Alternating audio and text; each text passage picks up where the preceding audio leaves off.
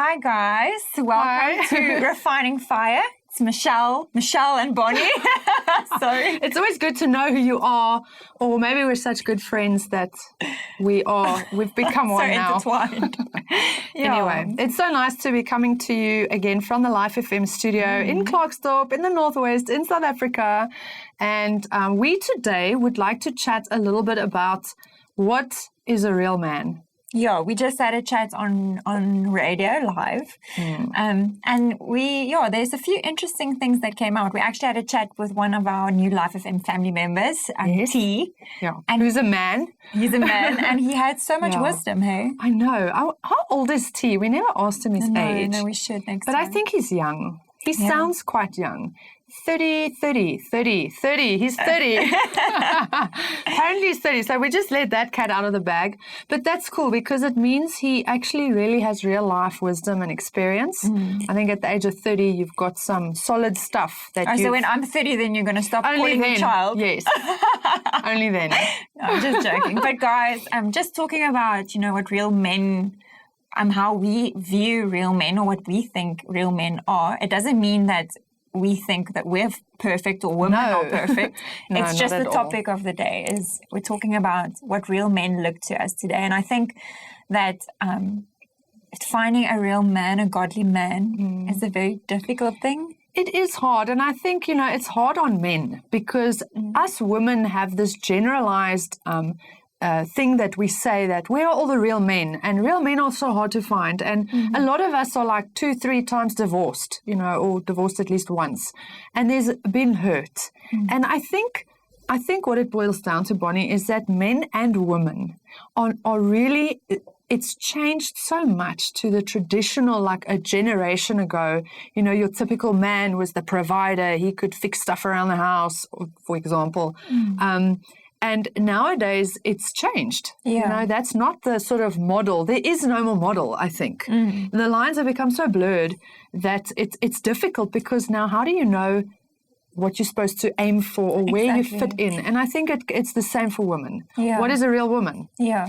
But I think that men nowadays, we don't have mentors or, for example, my husband, he didn't have somebody in his life that showed him what a godly man looks like or what a man looks like who just follow Christ. Yes. And then briefly he had a kind of a mentor, which is the person that ended up hurting my husband the most. He's never really had somebody who's just really shown him what it looks like to be a man and to love unconditionally, to be a man and to, lead your family. And I have to say that if older men who follow Christ don't stand up, and teach the younger men, then we're just going to go it's just going to be a generation after generation. Yes. Yeah. Men not knowing what it means to be a real father, men not knowing what it means to be a real husband or leader, or Yeah. No, for sure, I agree with you, Bonnie. I think, on a more lighthearted note, us girls might, we all have our opinion. We all have that little list we've made, whether it's in high school or a little bit later in life, that, my ideal man should be able to cook well or, in the old days, that was never a thing. That's another example where it's changed completely. Nowadays men are much better in the kitchen than women, and I like that because I don't like the kitchen. So the roles have changed a lot. But I think we have this idea of this is how a real man should be. But I think at the end of the day, something T said today was so brilliant. It was profound. It was profound. That's the right word. He said, women tend to be drawn to a man who has power, and power isn't necessarily money. Yes. Power is when a man is very good at something, and he is, it's something he's embraced, and he's confident in that. Zealous about it. Ambitious. Yes. Yes. And we both were like, yes. Wow, that's exactly it. It's not always about the money because a woman will stand by her man through absolute poverty. Okay, most women. I think there are definitely girls out there who just are after money, and that's sad because that's really not what it's all about. But when your man has got that passion about something specific, that's what we're attracted to, because it makes us feel safe and it makes us feel like he will lead us. Yeah. Have you seen a man without a dream? Like a man without a passion or who doesn't have that ambition to work towards something. That's when they look brokenhearted, eh? That's when they struggle to lead the family, or maybe we should say a man who knows where he's going. Yes, and that's where I actually came and said during the show earlier that for me, ultimately, a real man is a man who knows who he is in Christ. Yes. So it doesn't mean he's perfect. It doesn't mean he's going to always treat me exactly right. But if he knows who he is in Christ, I know that I can always pray for his shortcomings. I can see when there's a time where he's struggling in stuff, and I won't see it as weakness.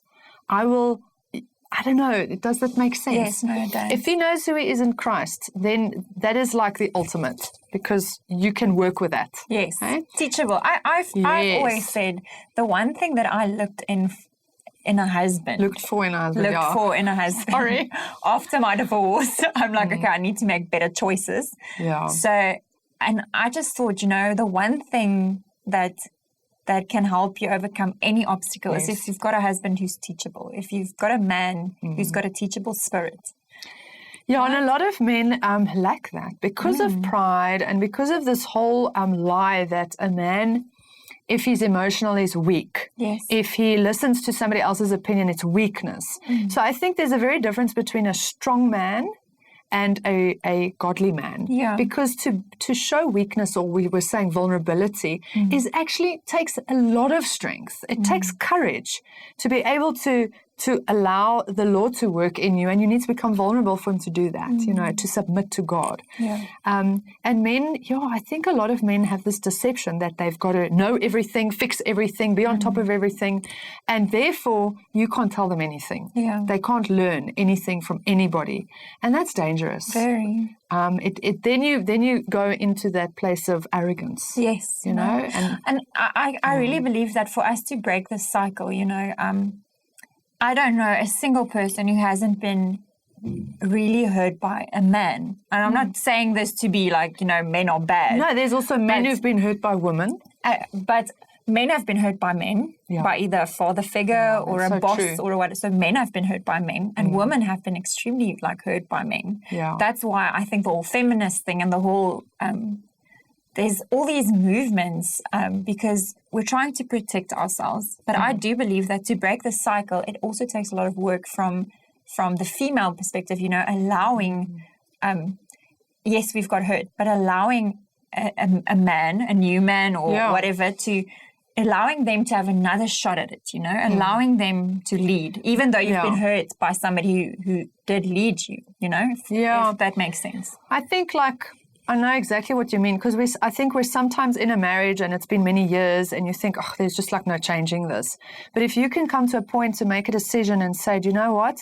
I'm going to leave this in God's hands and I'm going to step back.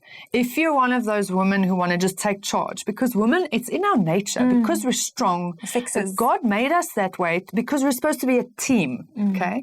And charge in that race together.